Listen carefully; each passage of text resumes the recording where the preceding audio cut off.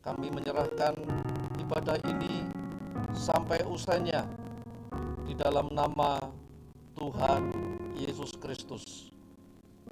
Amin. Haleluya. Puji Tuhan, Tuhan berkati kita dan silakan duduk kembali. Selamat pagi, selamat beribadah kepada Tuhan. Jadi kurang lebih 17 minggu kita tidak bertemu dalam ini. Terakhir kali kita bertemu dalam ibadah seperti ini pada tanggal 22 Maret dan tanggal 29 Maret tahun 2020 kita sudah melakukan ibadah secara online. Puji Tuhan, kita percaya bahwa memang dua atau tiga orang berkumpul di dalam nama Tuhan Yesus, ya, Tuhan ada di tengah-tengahnya. Dua atau tiga orang bersepakat di dalam nama Tuhan Yesus, maka permintaan apa saja akan dikabulkan oleh Bapa di sorga. Nah, dari tanggal 29 Maret sampai pada minggu yang lalu, ya, minggu terakhir di bulan Juli kita masih sama-sama beribadah di rumah, ya. Kita percaya bahwa dua atau tiga orang yang berkumpul di dalam nama Tuhan Yesus, ya, sekalipun kita berada di rumah, ya, Tuhan ada. Karena yang namanya gereja itu adalah kita ini, ya, bukan gedung ini, tetapi tubuh kita yang adalah tempat kediaman di mana Tuhan hadir.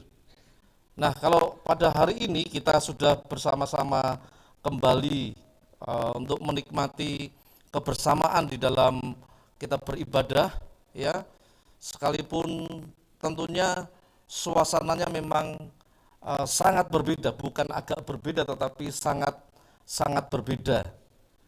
Dan kita sebagai bentuk, ya, kepatuhan, penundukan diri kepada pemerintah yang mengatur negara ini, ya. Nah, kita juga melakukan, ya, peribadatan ini dengan protokol kesehatan. Jadi seperti yang panjenengan semuanya lakukan dari rumah, panjenengan sudah memakai masker, ya. Kemudian juga setelah tiba di tempat ini saudara mencuci tangan, nanti kita bisa bawa ke klinik, ya, untuk bisa diperiksa lebih lanjut. Tapi puji Tuhan, yang saya perhatikan tadi suhu badannya, ya, ada yang 35,5, ada yang 36, tidak masalah itu. Dan kemudian juga seperti disampaikan Bunda Maris tadi bahwa rasa-rasanya ya canggung, ya, kita memuji Tuhan sedangkan mulut kita dibungkam dengan masker yang kita kenakan. Ya, tidak apa-apalah, ya, puji Tuhan, semuanya bisa berjalan dengan lancar, ya, aman. Nah, karena itu kita doakan supaya ibadah dalam periode ini, dalam masa pandemi ini ibadah pertama kita dalam ibadah tatap muka, ya. Puji Tuhan, ya. Saya berdoa ibadah ini lancar, aman sampai seterusnya, bahkan saatnya di mana nanti kita akan membuka masker kita, ya. Kita akan membuka masker kita sehingga dengan demikian kita memiliki kebebasan untuk menikmati, ya, pujian, penyembahan, ya, kita kepada Tuhan. Puji Tuhan. Karena itu mari kita akan merenungkan firman Tuhan. Bapak, Ibu, dan saudara sekalian, saya mengajaknya di dalam membaca di dalam kitab Yeremia, ya. Kitab Yeremia pasal yang ke-29 ayat yang ke-7, ya. Kitab Yeremia pasal 29 ayat 7. Saya membacakan dalam Alkitab saya dan Bapak Ibu dipersilakan untuk menyimaknya di dalam Alkitab masing-masing. Ya.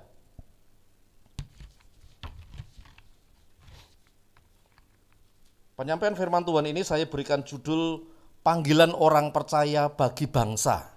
Ya. Panggilan orang percaya bagi bangsa. Yeremia pasal 29 ayat 7. Usahakanlah kesejahteraan kota kemana kamu aku buang, dan berdoalah untuk kota itu kepada Tuhan, sebab kesejahteraannya adalah kesejahteraanmu. Ya, nah Bapak Ibu, firman Tuhan yang disampaikan oleh Nabi Yeremia ini ya ditujukan kepada bangsa Israel, khususnya bangsa Yehuda, ya, karena Israel itu pecah ya setelah zaman Salomo, ya, zaman Salomo, anaknya Salomo itu namanya Rehabeam, ya, dan kemudian satu bangsa lagi yaitu dipimpin oleh raja yang namanya Yerobeam. Yerobeam itu adalah mantan dari pembantunya Salomo, ya, pegawainya Salomo, karyawannya Salomo, ya. Nah, jadi yang disampaikan oleh Nabi Yeremia ini adalah kepada bangsa Yehuda, ya, kepada Yehuda.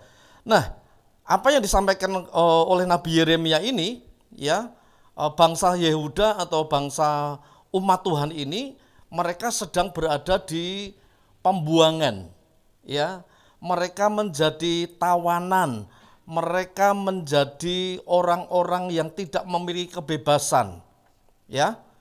Nah, jadi tentunya hidup sebagai tahanan, ya, sebagai tawanan itu merupakan sebuah kenyataan yang tidak enak tentunya, ya.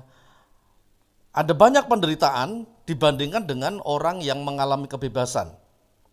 Nah, Bapak Ibu sebagai contoh, katakanlah misalnya bangsa Indonesia pernah dijajah oleh Belanda maupun oleh Jepang, gitu ya. Menurut cerita dari para pelaku sejarah, ya, orang-orang yang tentunya sudah jauh lebih tua yang pernah mengalami, ya, minimalnya mereka yang mengalami masa penjajahan Jepang.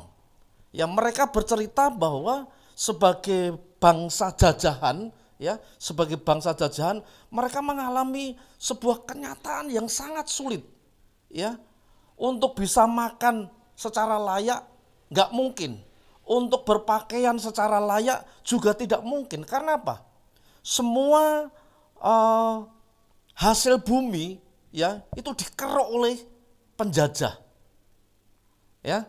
Nah, jadi orang yang dijajah, kata simbah-simbah itu, ya, orang yang sedang mengalami penjajahan, ya, itu sebuah masa di mana mereka ingin bergolak, ya, ingin memerdekakan diri. Ya, syukur puji Tuhan tanggal 17 Agustus, ya. Tanggal 17 Agustus yang akan datang ini bangsa Indonesia akan memperingati kemerdekaannya. Ya, bangsa Indonesia sudah merdeka. Tetapi yang dialami oleh bangsa Yehuda ini, ya, mereka dijajah bukan di negaranya sendiri, tetapi mereka dijajah pada saat mereka, ya, menjadi tawanan. Mereka dibuang, ya, di bangsa Babilonia, ya. Tetapi yang sangat mengherankan adalah ketika mereka sebagai bangsa jajahan, tetapi ada perintah yang disampaikan oleh Tuhan, ya, khususnya yang disampaikan oleh Nabi Yeremia tadi dalam pasal 29 ayat 7 yang sudah kita baca tadi, ya. Ada dua hal yang disampaikan oleh Tuhan, ya. Yang pertama itu turut mengusahakan kesejahteraan kota atau bangsa di mana aku buang. Ya. Jadi seakan ada semacam kesengajaan ya yang dilakukan oleh Tuhan, bangsa Yehuda, bangsa yang notabene adalah bangsa pilihan, ini kemudian dibuang ya. Dan ini yang melakukan Tuhan. Jadi kesan yang kita peroleh adalah bahwa seakan-akan Tuhan secara sengaja melakukan hal ini kepada bangsa Israel, bangsa Yehuda. Ya. Nah, sekalipun mereka berada di tempat pembuangan sebagai tawanan, tetapi Tuhan katakan supaya umat Tuhan itu turut mengusahakan kesejahteraan. Dan kemudian yang kedua, ya, yang disampaikan Tuhan melalui Nabi Yeremia, selain mengusahakan kesejahteraan kota atau bangsa di mana umat Tuhan ini dibuang. Nah, umat Tuhan ini diperintahkan oleh Tuhan untuk berdoa kepada Tuhan. Ya. Untuk berdoa kepada Tuhan. Nah, dua hal inilah yang saya coba sampaikan kepada Bapak Ibu Saudara bahwa ini sebenarnya merupakan tipologi dari umat Tuhan. Ya, bahwa sebenarnya panjenengan dan saya sebagai orang Indonesia, Tuhan tidak salah menempatkan kita sebagai orang Indonesia. Barangkali di sini ada yang lahirnya tidak di Indonesia. Saya lahir di Indonesia, di Salatiga, tanggal 25 Maret tahun 1965. Ya, jadi saya sudah berusia 55 tahun. Saya dilahirkan oleh wanita Indonesia yang menikah dengan laki-laki Indonesia. Jadi kalau misalnya darah saya dialirkan gitu ya, darah saya mengalir, darah saya ini darah Indonesia. Jadi saya tulen orang Indonesia. Saya makan makanan yang dihasilkan dari tumbuh-tumbuhan yang ada di Indonesia. Dan saya minum juga dari mata air yang mengalir di negara Indonesia. Jadi saya asli Indonesia. Dan saya percaya Tuhan tidak pernah salah menempatkan saya sebagai orang Indonesia. Nah, Bapak Ibu, kalau kepada bangsa Israel atau Yehuda tadi, bangsa tawanan, ya, bedanya dengan saya apa? Saya orang merdeka, saya orang bebas. Nah, kepada orang Israel atau Yehuda yang berada di Babelonia, di mana mereka sebagai bangsa jajahan, Tuhan saja perintahkan supaya apa?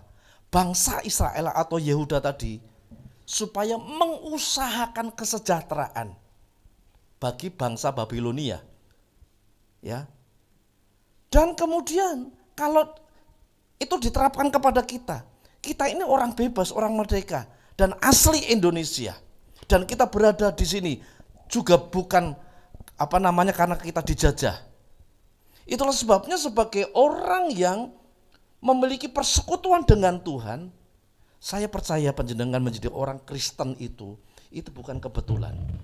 Karena panjenengan dan saya sebagai orang Kristen, saudara dan saya itu adalah orang-orang yang memang dipilih oleh Tuhan di antara orang-orang yang berada di Indonesia yang lainnya.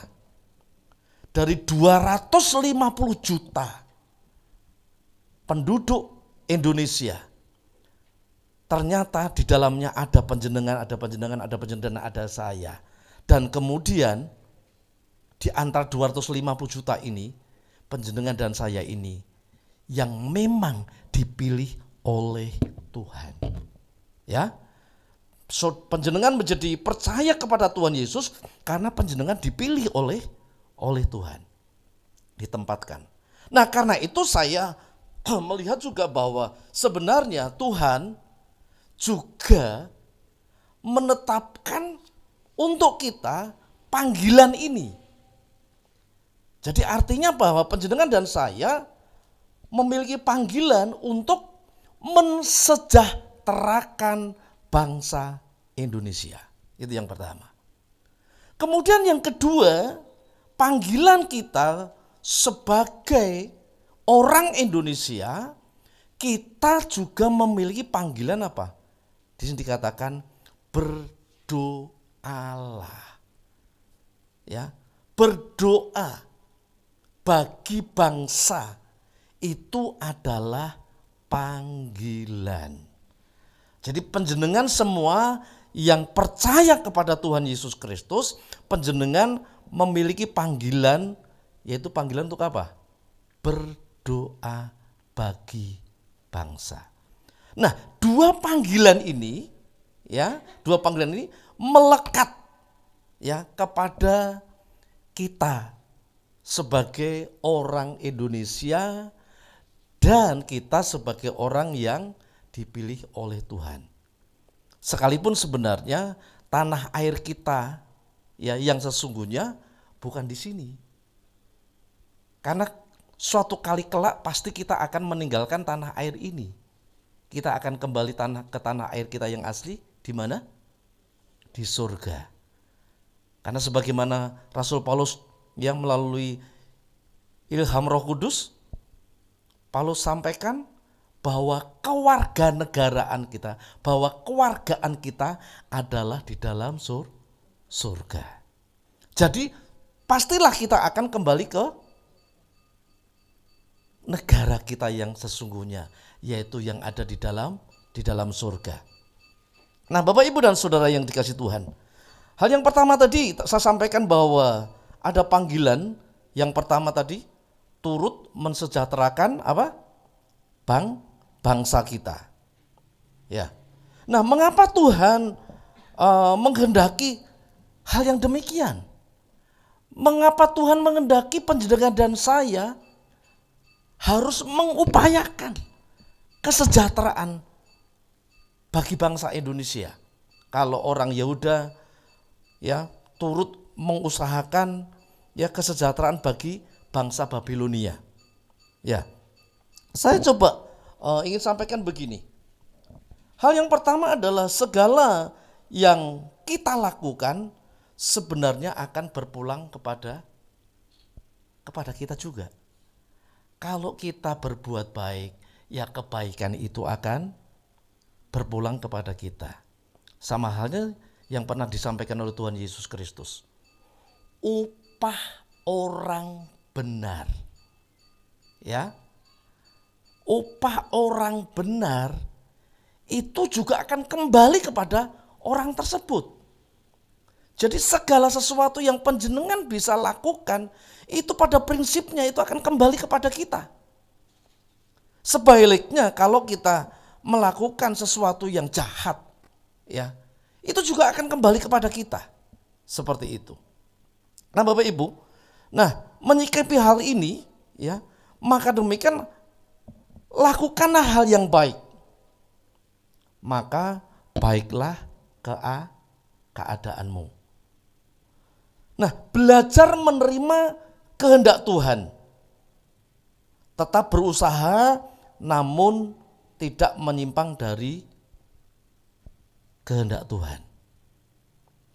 Nah, Bapak Ibu dan Saudara sekalian dikasih Tuhan, orang Yehuda itu berada menjadi tawanan di negara Babilonia, itu memang ditetapkan Tuhan.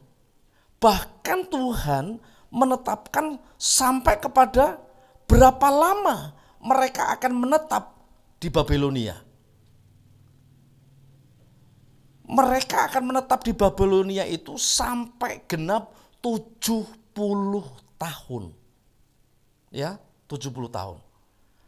Berkali-kali mereka mengadakan sebuah kegerakan pemberontakan ya terhadap bangsa yang menguasai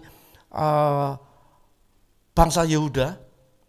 Tetapi setiap percobaan pergerakan pemberontakan itu selalu gagal. Dan setelah mereka gagal mengadakan pemberontakan, akibat fatal ya senantiasa mereka alami. Jadi ketika mereka gagal memberontak kepada pemerintahan yang ada pada waktu itu, dan kemudian akhirnya pemerintah berlaku lebih keras lagi. Nah, kenapa mereka gagal? Ya memang belum genap 70 tahun.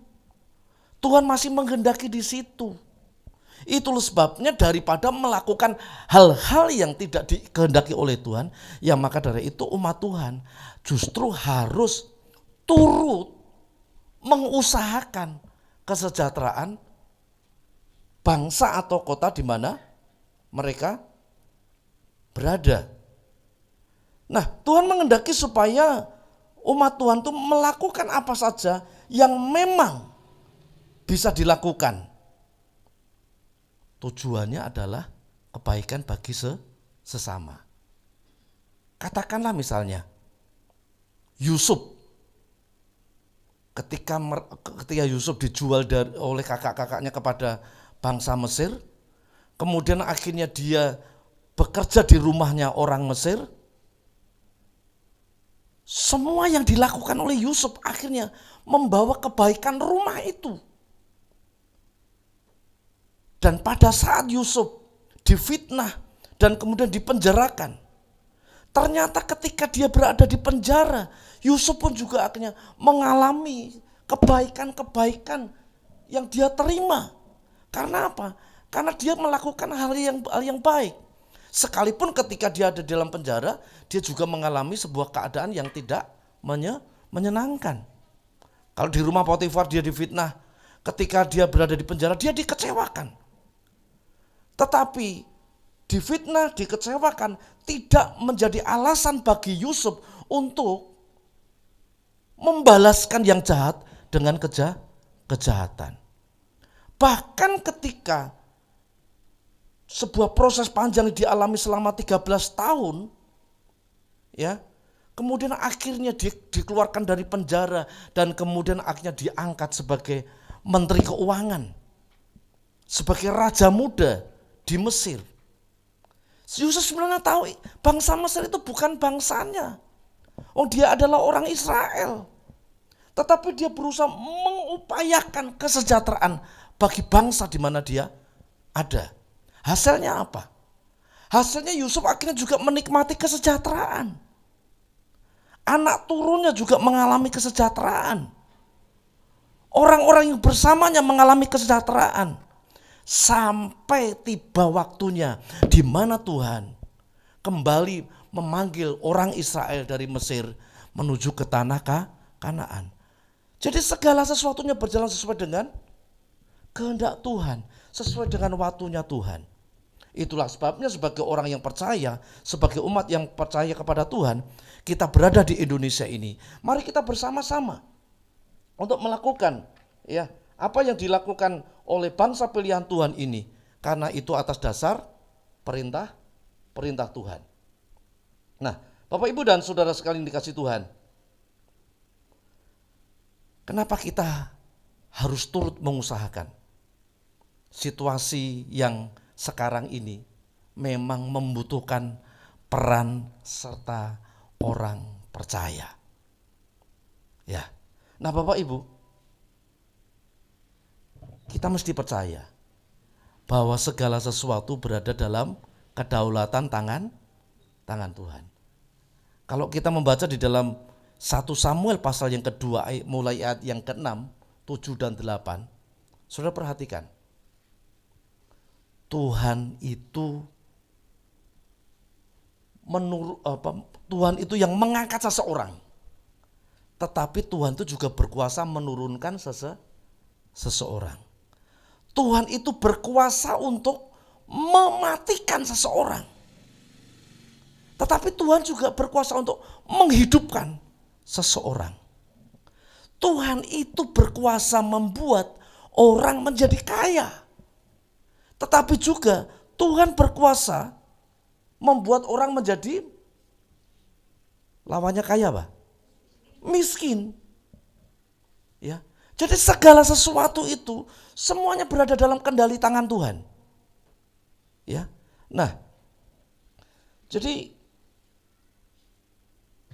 kita mesti percayalah bahwa segala sesuatu itu berada dalam ketetapan tangan Tuhan. Nah, saya mengutip apa yang disampaikan oleh Ki Hajar Dewantara, ya. Ki Hajar Dewantara berkata begini, apapun yang dibuat oleh seseorang itu hendaknya dapat bermanfaat bagi dirinya sendiri, bermanfaat bagi bangsanya, dan bermanfaat bagi manusia di dunia pada umumnya. Panjenengan mesti tahu siapa Ki Hajar Dewantara itu? Dia adalah seorang tokoh Indonesia, pahlawan pendidikan Indonesia, yang terkenal dengan slogannya apa? Engarso asung tulodo, ing madya mangun karso, tut wuri handayani. Jadi pernyataan-pernyataan yang disampaikan oleh Ki Hajar Dewantara ini menginspirasi banyak orang.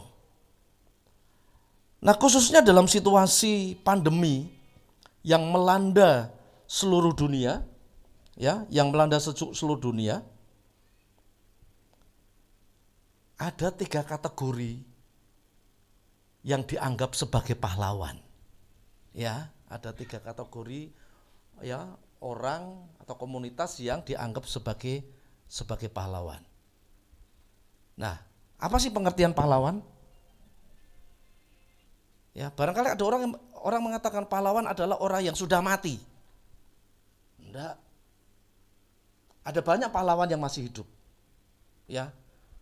Pahlawan itu adalah orang, ya, yang karena pengorbanannya dia memberikan jasa untuk kebaikan banyak orang.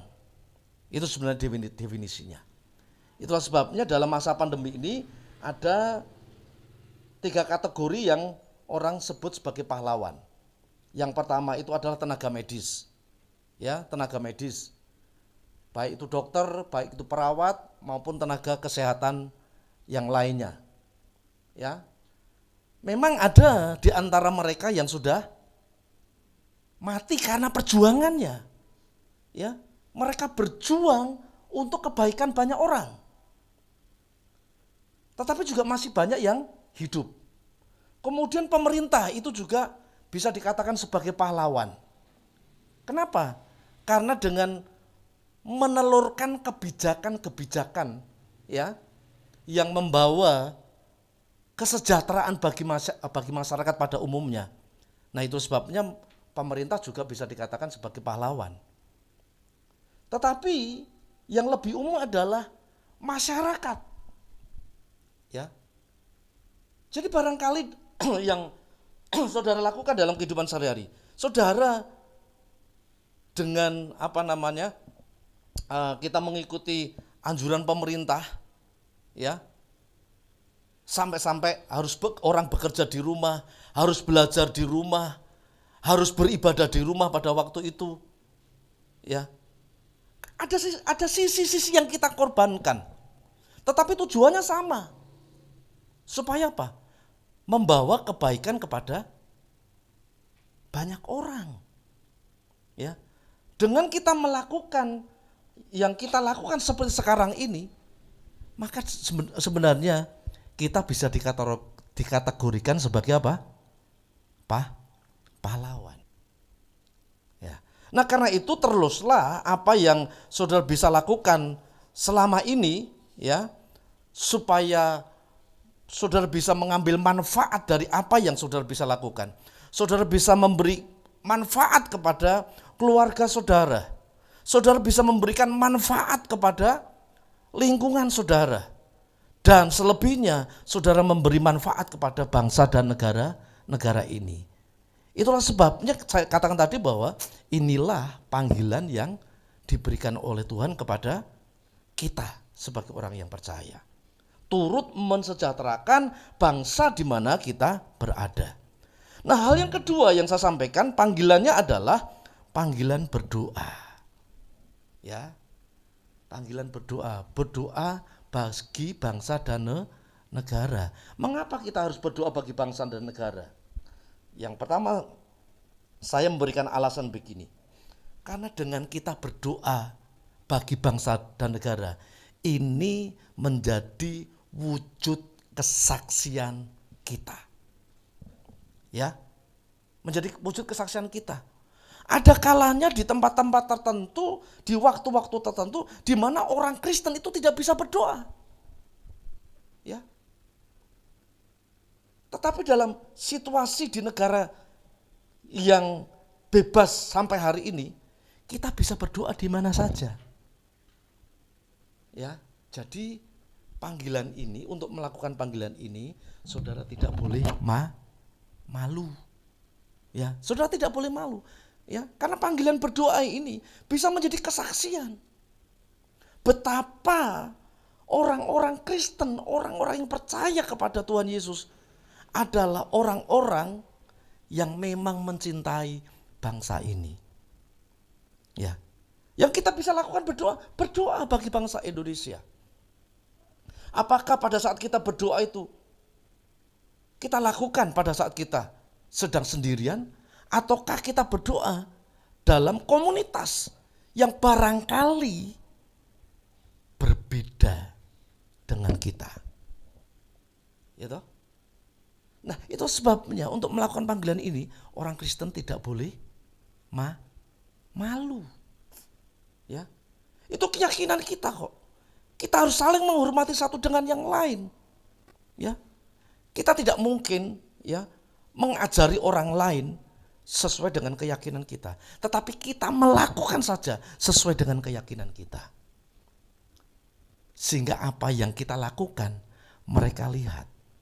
Sehingga apa yang kita lakukan mereka mendengar. Ya puji Tuhan dengan apa yang kita lakukan. Kalau yang pertama tadi karena itu wujud apa? Kesaksian kita. Nah, kenapa kita berdoa?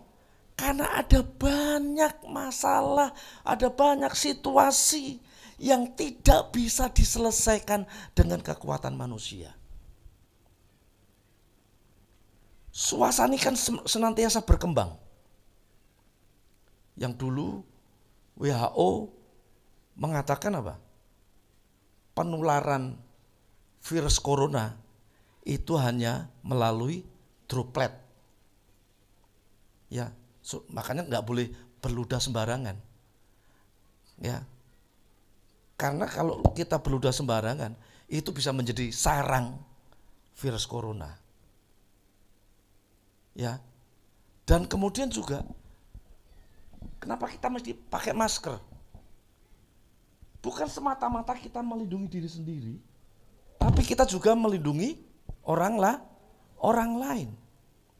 Nah, kemudian kabar yang disampaikan oleh WHO, ya, ternyata virus corona itu bisa ditularkan lewat udara. Ya, kita nggak ngerti. Ya, itu bukan urusan kita. Urusan yang memang orang yang ahli dalam hal itu. Ya, jadi kita sebagai orang awam yang ikuti saja. Demi keamanan diri sendiri kok, demi keamanan orang lain. Nah, masa tanggap darurat Yogyakarta itu memang sebenarnya berakhir pada tanggal 30 atau 31 kemarin itu ya. Tanggal 31 Juli. Tapi perkembangannya ternyata apa? Jogja itu mendapatkan rekor. Ya. Padahal 1 minggu sebelumnya Presiden Jokowi dalam pidatonya mengangkat bahwa Yogyakarta menjadi contoh pengelolaan penanggulangan COVID-19 itu yang paling bagus. Seminggu berselang dari Pak Presiden ngomong seperti itu, kemudian akhirnya apa? Rekor baru yang sebelumnya peningkatan jumlah kasus itu hanya 28, langsung meningkat menjadi 64. Rekor baru. Dalam 2 hari berikutnya, yang sebelumnya rekornya 64, akhirnya naik menjadi 68 kasus baru.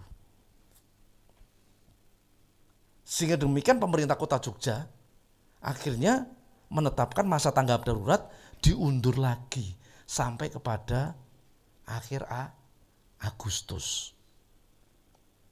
Ya. Saya sudah terlanjur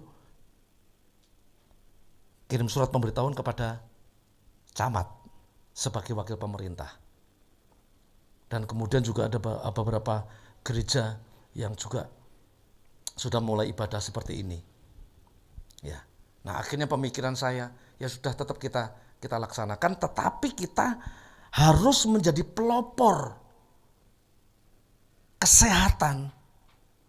Sehingga dengan ibadah yang kita lakukan, ya seperti ini, tetap kita harus menjalankan sesuai dengan protokol kesehatan. Seperti penjenengan lihat, ya kursi kita atur sedemikian rupa, dan kemudian hal-hal yang berkaitan dengan protokol kesehatan kita juga ikut memfasilitasi.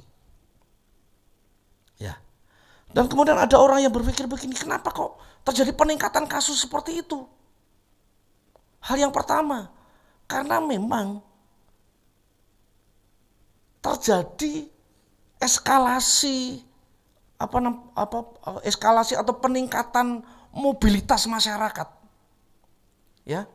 Jadi yang biasanya hanya diam-diam di rumah, tidur di rumah, itu aja dikatakan sebagai pahlawan. Tapi kan kita tidak mungkin tidur-tiduran di rumah, tidur-tidur basurip. Ya. Bangun tidur, tidur lagi.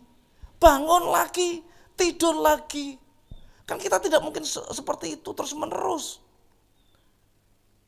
Ya kita kan perlu makan, perlu memberi makan orang. Ya, nah, dari mana duitnya kalau kita tidak bekerja terus-menerus seperti itu? Nah kemudian akhirnya itu mobilitasnya, kegerakan masyarakat semakin meningkat. Dan kemudian yang kedua juga ternyata tingkat kedisiplinan masyarakat kita disinyalir kurang disiplin. Ya. Jadi saya berharap panjenengan melakukan protokol kesehatan ini tidak hanya ketika kita berada di kita mau beribadah, tetapi juga protokol-protokol kesehatan yang kita mesti lakukan dalam kehidupan keseharian kita, supaya kita juga turut membantu mensejahterakan. Nah, sekarang sudah ada banyak sekali upaya-upaya yang dilakukan pemerintah, tetapi tidak semua upaya yang dilakukan itu mencapai pada sasaran. Nah, karena itu ini harus ditopang dengan doa. Siapa yang harus berdoa? Ya umat Tuhan. Orang-orang yang percaya harus ya turut mendoakannya, karena ini memang panggilan kita. Dan yang ketiga coba saya sampaikan adalah kenapa kita mesti berdoa? Nah, disinilah letaknya. Kita sekarang ini sudah masuk dalam tataran ini peperangan rohani. Ya. Ini sudah masuk dalam peperangan rohani. Sama seperti virus corona itu kan kita tidak bisa kita lihat kan? Sama seperti juga kegerakan-kegerakan setan, kegerakan-kegerakan iblis ini itu juga tidak bisa kita lihat. Ini masalahnya masalah roh. Siapa yang menggerakkan? Setan yang menggerakkan. Efesus pasal 6 ayat 10. Bahwa perjuangan kita ini bukan melawan darah dan daging, tapi melawan segala kuasa, penguasa, roh-roh jahat di udara. Karena itu segala pergerakannya ini tidak mungkin kita bisa deteksi. Dan virus corona itu terus kemudian akhirnya apa? Muncul yang baru terus menerus. Dan kemudian WHO juga mengatakan apa? Siap tidak siap masyarakat harus hidup berdampingan dengan virus corona. Loh, saudara. Siap tidak siap. Sekarang yang mampu bertahan itu bukan orang kaya. Ya. Yang mampu bertahan bukan orang pinter. Yang mampu bertahan bukan penguasa, bukan. Jadi kemudian merasa, wah saya sudah kaya, saya akan terhindar dari virus corona. Enggak. Yang mampu bertahan adalah orang-orang yang memang secara seleksi alam dia memang kuat. Nah, karena itu disarankan apa? Ojo maem sembarangan. Ya, jangan makan sembarangan. Yang enak belum tentu sehat. Perilaku hidup juga jangan sembarangan. Ya. Harus menjaga imunitas tubuh supaya kita mampu bertahan. Saya berdoa dalam nama Tuhan Yesus seperti apa yang dilakukan Tuhan Yesus. Yohanes pasal 17 ayat 15 itu terjadi bagi saya, bagi panjenengan semuanya. Tetapi toh kita tetap harus melakukan hal-hal secara bijak. Nah, karena itu mari bersama-sama ya sebagai orang yang percaya kepada Tuhan. Kita percaya sampai hari ini mukjizat itu masih ada. Ya. Jadi kenapa kita berdoa? Itu memang panggilan kita. Kenapa kita berdoa? Ya supaya ada mukjizat. Ya. Hanya bagi orang-orang yang mau berdoa, hanya bagi orang-orang yang mau menaruh harapannya kepada Tuhan, itu akan ada mukjizat. 2 hari yang lalu, malam-malam ketika saya ngelilir, ada WA masuk. Pak, tolong doakan Pak. Kakak sepupu saya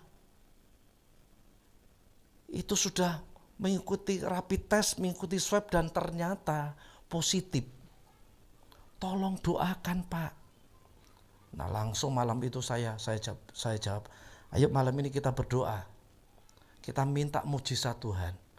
Pasti akan ada mujizat bagi orang yang mau berdoa. Yuk kita malam ini berdoa. Saya ajak orang ini berdoa dan kemudian setelah berdoa saya chat, ya. Tuhan menjawab apa yang kita doakan. Dan saya hari ini nunggu kabar. Ya, belum ada kabar. Tetap ada mukjizat bagi orang yang berdoa. Nah, 2 hal inilah yang saya yakin kalau kita melakukan dalam kehidupan kita sehari-hari, melakukan panggilan kita bagi bangsa ini, yaitu panggilan untuk turut mensejahterakan. Lakukan apa saja yang saudara bisa lakukan dengan kita mematuhi protokol kesehatan yang dianjurkan oleh pemerintah, itu salah satunya. Salah satunya. Dan yang kedua, panggilan untuk berdoa bagi bangsa ini.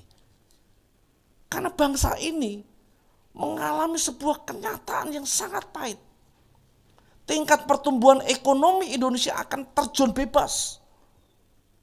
Nah, itulah sebabnya orang-orang percaya harus memenuhi panggilan ini untuk berdoa kepada Tuhan. Haleluya. Baik, mari kita bersama-sama akan mengikuti sakramen perjamuan kudus. Haleluya. Bapak Ibu nanti tetap duduk saja di tempat, akan dilayani perjamuan kudus ini. Ya, kita percaya bahwa Tuhan melakukan kebaikan demi kebaikan bagi kita. Puji Tuhan. Persiapan hati kita, mari kita nyanyikan pujian Darahnya amat kuasa, sucikan dari dosa. Haleluya. Sementara kita nyanyikan pujian ini, pelayan perjamuanku saya persilahkan untuk melayankan sakramen ini. Kita percaya bahwa Tuhan turut bekerja atas segala sesuatunya.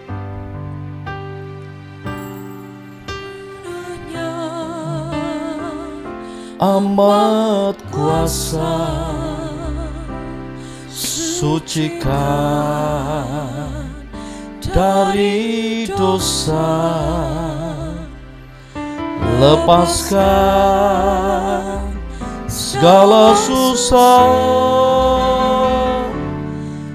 Darahnya tebus saya, darahnya amat kuasa, sucikan dari dosa. Maka terima kasih memberkati hosti dan anggur ini menjadi sarana bagi kami untuk mengingat Tuhan Yesus yang sudah menebus kami dari segala dosa dan kesalahan yang kami lakukan. Kuduskan, sucikan hamba-hambamu melayankan sakramen ini. Layakkan kami menjadi alat bagi Tuhan, untuk jemaat Tuhan mendapatkan bagian masing-masing dalam proses penebusan sampai kami masuk di dalam surga yang kekal. Terima kasih. Dalam nama Tuhan Yesus kami berdoa.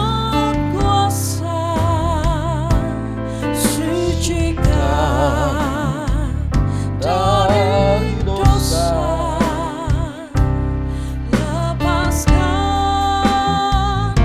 segala susah. Darahnya tebus saya, darahnya amat kuasa, sucikan dari dosa, lepaskan segala susah. Darahnya tebus saya, darahnya amat kuasa, sucikan dari dosa, lepaskan segala susah. Darahnya tebus saya, darahnya amat kuasa, sucikan dari dosa, lepaskan segala susah. Darahnya tebus saya, darahnya amat kuasa, sucikan dari dosa, lepaskan segala susah. Darahnya tebus saya.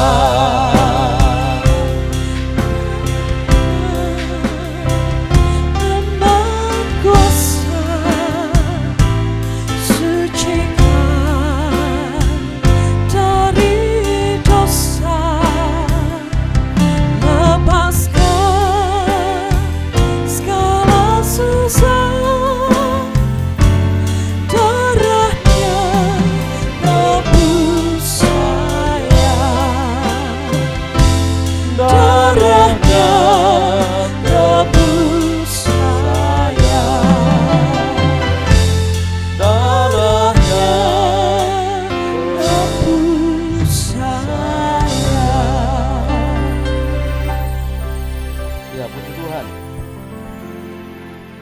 Di kedua belah tangan kita ada hosti dan anggur.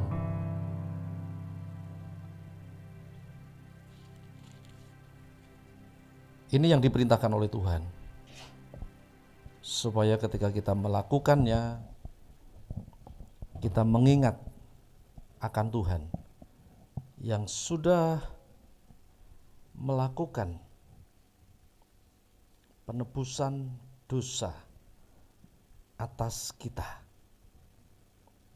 Percaya bahwa ada banyak hal yang secara manusia sangat terbatas, dan karena keterbatasan itulah kita diperhadapkan dengan situasi yang kadangkala sulit. Namun percayalah bahwa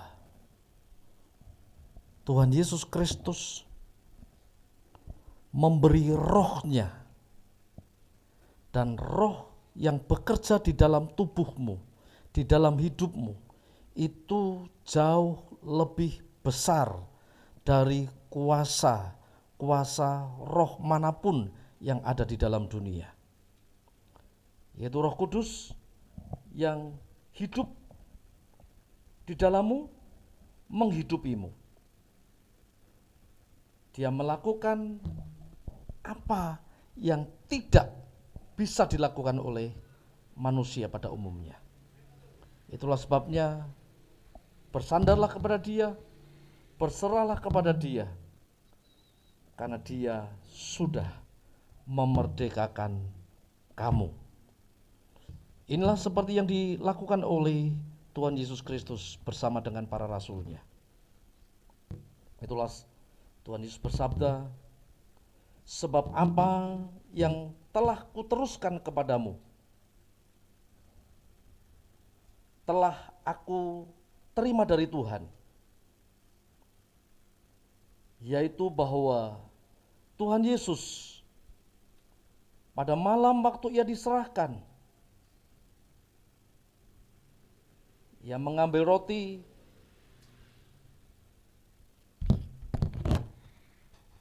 dan sesudah itu Ia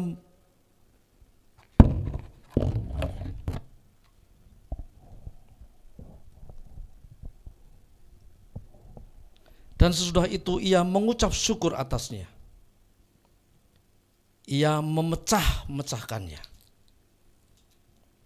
dan berkata, inilah tubuhku yang diserahkan bagi kamu. Perbuatlah ini menjadi peringatan akan aku. Saudara mengaminkan firman ini? Makanlah dalam nama Tuhan Yesus Kristus.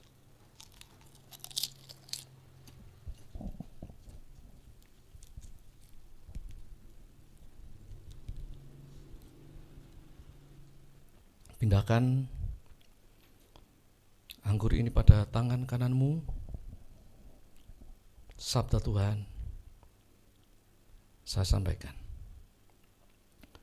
Demikian juga Tuhan Yesus mengambil cawan sesudah makan, lalu berkata, cawan ini adalah perjanjian baru yang dimeteraikan oleh darahku. Perbuatlah ini setiap kali kamu meminumnya, menjadi peringatan akan aku. Saudara mengaminkan firman ini? Minumlah dalam nama Tuhan Yesus Kristus.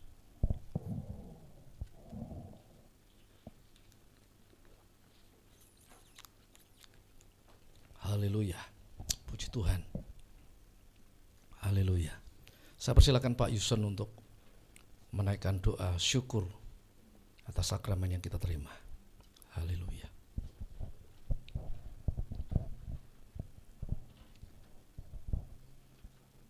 Terima kasih Tuhan.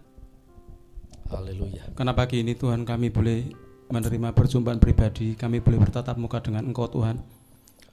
Sudah sekian beberapa bulan yang lalu ya Tuhan, kami tidak bisa berfellowship kepada Tuhan di tempat ini bersama umat Tuhan di tempat ini. Tetapi pagi ini Tuhan sangat luar biasa Tuhan, atas kehadiran-Mu Tuhan. Kami boleh menerima lawatan Tuhan yang sangat luar biasa Tuhan. Kami boleh bersyukur Tuhan, Engkau begitu baik, Engkau begitu luar biasa dasar atas hidup kami Tuhan. Dan pada kesempatan pagi ini juga ya Tuhan, kami sudah menerima darah dan juga tubuh Kristus. Kemenangan pasti kami terima Tuhan. Setiap umat Tuhan menerima kemenangan baru pagi ini Tuhan. Kami yang sakit sudah sembuhkan pagi ini. Kami yang mengalami kelemahan fisik Tuhan, oleh karena sesuatu hal dampak oleh karena virus corona ini membawa dampak yang sangat luar biasa Tuhan. Banyak sekali berbagai macam permasalahan yang kami hadapi, tetapi kami tetap bangkit oleh karena Tuhan, firman-Mu yang senantiasa memberikan kami kekuatan Tuhan. Firman itu hidup atas kehidupan kami Tuhan. Terima kasih Bapa, pagi ini Tuhan kami mau bawa Tuhan siap umat Tuhan yang hadir. Terus Tuhan Kau yang memberikan lawatan Tuhan. Kami yang kehilangan pengharapan, pagi ini Tuhan Kau berikan semangat baru Tuhan. Engkau berikan pengharapan yang baru Tuhan. Kami boleh bersyukur Tuhan untuk kesempatan pagi ini Engkau hadir, Engkau menjamah, melawat kami, memberikan kesehatan yang baru. Dan kami juga berdoa Tuhan untuk umat Tuhan yang pada saat tidak bisa hadir, tetapi saat ini juga mengikuti ibadah online di rumah. Kuasa Tuhan tidak terbatas, Engkau melawat mereka Tuhan, Engkau menjamah mereka satu persatu Tuhan. Engkau berikan kesehatan yang baru mereka yang sedang tidak enak badan ataupun sedang mengalami sakit. Kami percaya Tuhan saat ini berkat yang selalu baru Tuhan. Walaupun beberapa bulan ini ya Tuhan kami seperti terbatasi ya Tuhan, gerak kami Tuhan, mungkin di dalam pekerjaan kami, di dalam studi kami Tuhan, bahkan di dalam kami menjalani roda kehidupan ekonomi kami Tuhan, semuanya dibatasi Tuhan. Tetapi kami sangat mengerti Tuhan bahwa kuasa Tuhan tidak terbatas. Di saat masa-masa sulit Tuhan nyatakan sesuatu hal yang baru, Tuhan buka jalan, Tuhan juga sediakan berkat yang selalu baru dalam segala hal. Apapun yang anak-anak-Mu butuhkan Tuhan siapkan. Kami percaya Tuhan Yesus, karena kuasa Tuhan tidak terbatas. Terima kasih Tuhan, kami boleh bersyukur Tuhan. Engkau juga memberkati ya Tuhan hamba-Mu Bapak Pendeta Abraham yang saat ini ya Tuhan Engkau utus untuk menyampaikan pesan-pesan Tuhan. Engkau memberkati beliau Tuhan Yesus. Urapan Allah terus mengalir buat hamba-Mu, roh wibawa ilahi, roh pewahyuan selalu baru Kau nyatakan atas hamba-Mu, sehingga urapan Allah itu ya Tuhan mengalir atas umat-Mu di tempat ini. Jemaat Tuhan boleh menerima impartasi urapan yang selalu baru. Terima kasih Tuhan, kami bersyukur Tuhan memberkati setiap umat Tuhan yang hadir pada kesempatan pagi ini. Hanya di dalam nama Tuhan Yesus Kristus kami sudah berdoa. Haleluya, amin.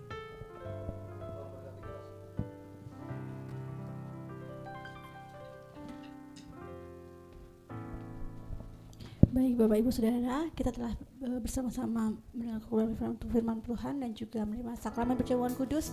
Tiba saatnya kita akan memberikan korban syukur kita. Yang pertama Bapak Ibu Saudara boleh maju ke depan untuk memberikan korban syukur perjamuan kudus, dan nanti akan dilayani oleh petugas kolektor untuk persembahan yang kedua. Kita nyatakan Ref El Shaddai, El Shaddai.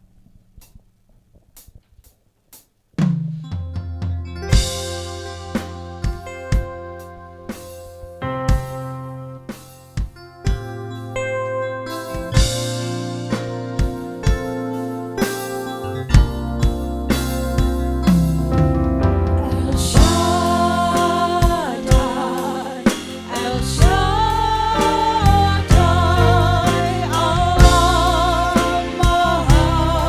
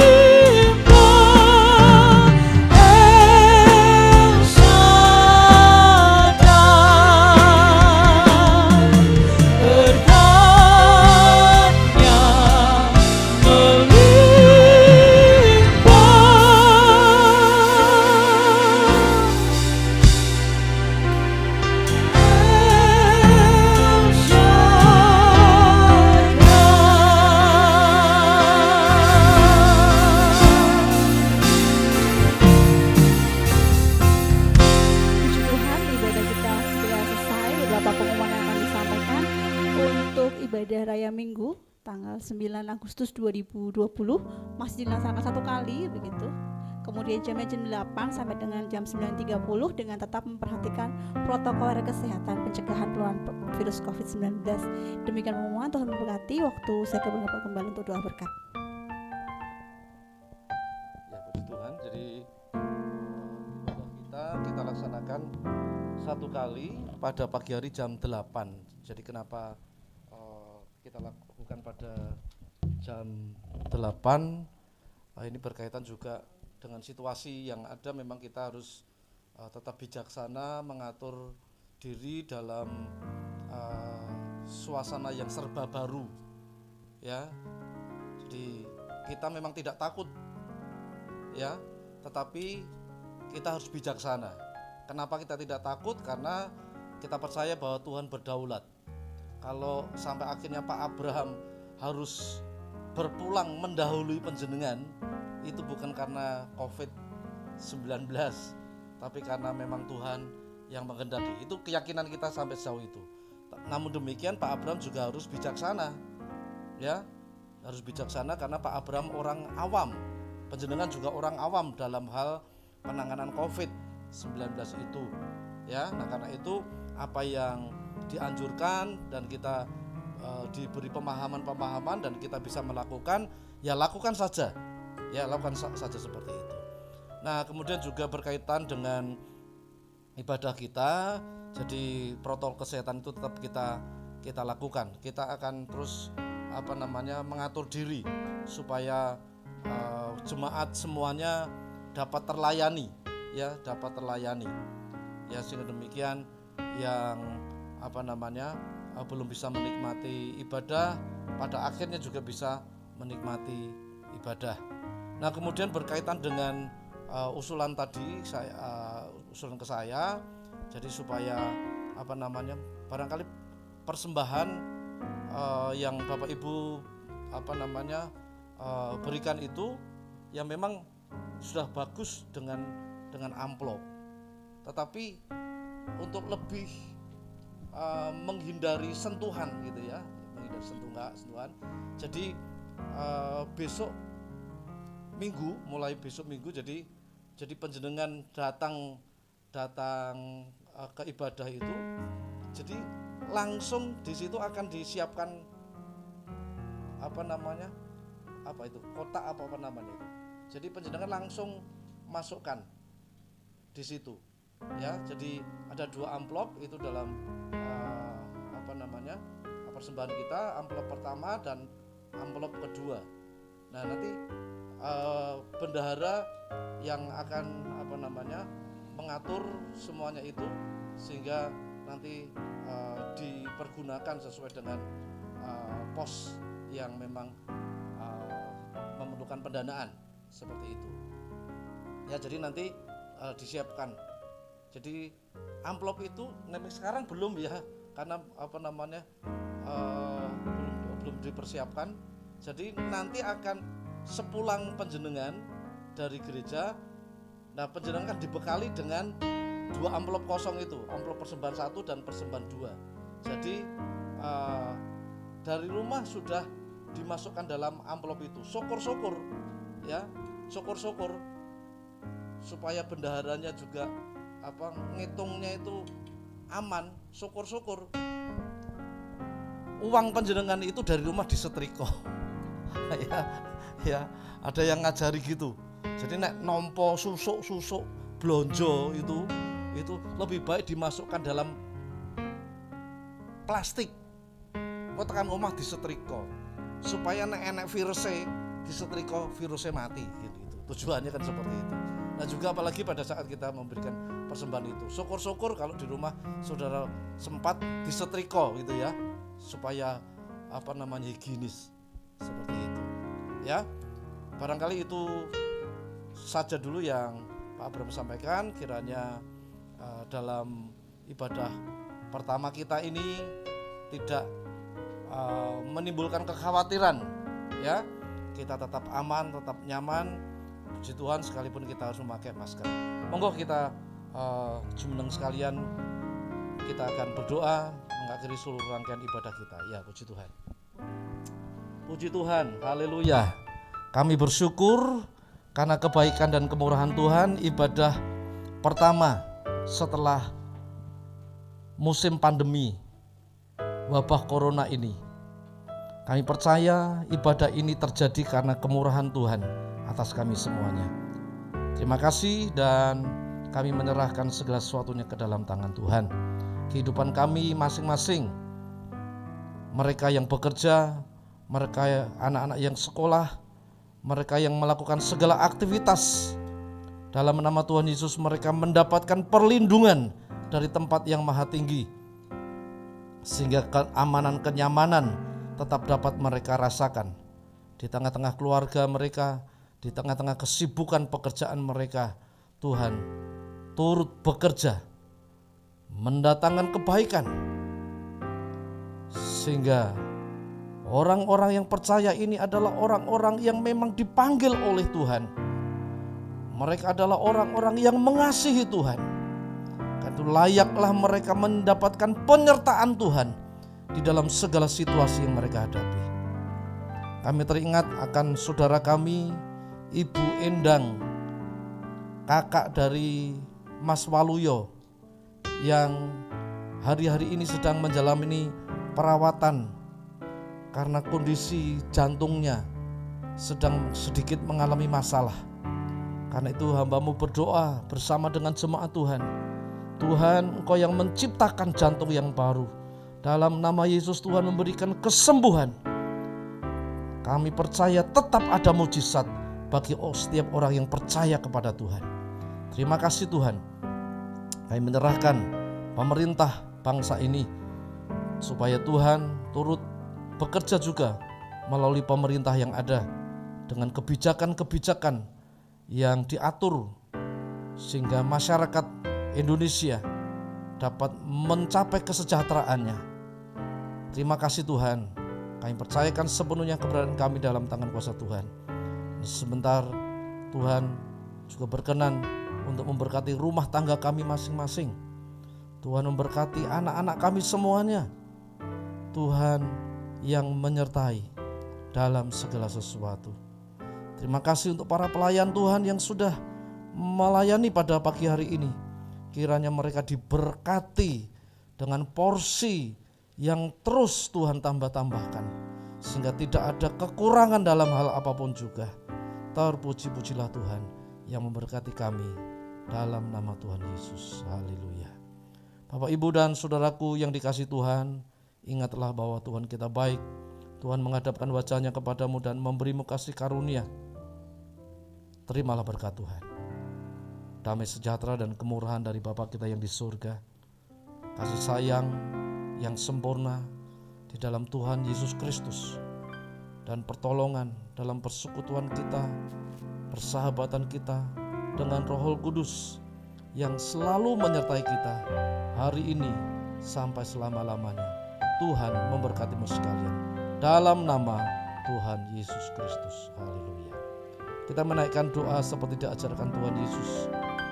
Bapa kami yang di surga, dikuduskanlah namamu. Datanglah kerajaan-Mu, jadilah kehendak-Mu di bumi seperti di surga.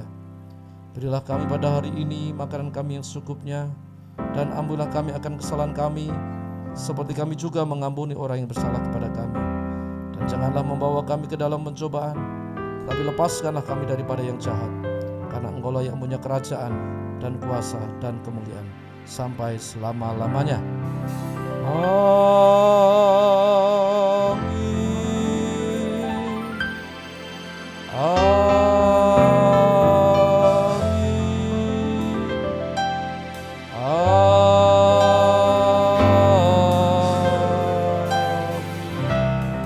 Puji Tuhan, selamat hari Minggu, selamat pulang. Tuhan memberkati kita semuanya. Haleluya. Ya.